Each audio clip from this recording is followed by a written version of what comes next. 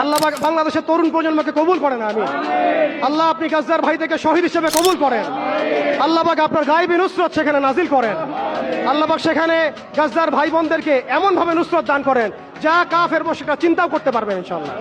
আল্লাহ পাক আমাদেরকে জাতিগত ঐক্য দান করেন।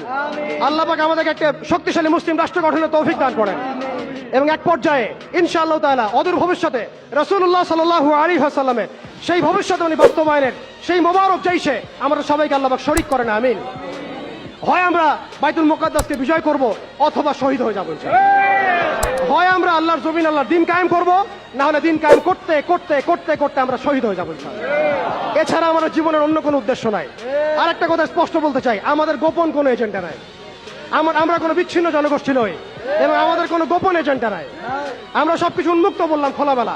আমরা চাই আল্লাহর জমিনে আল্লাহর দিন কায়েম করব এবং আমরা এই দাওয়াতটা সবাইকে আমভাবে দিতে চাই।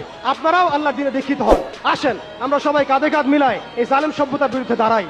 কারণ জালেম সভ্যতা কখনো আপনাকেও চিনবে না।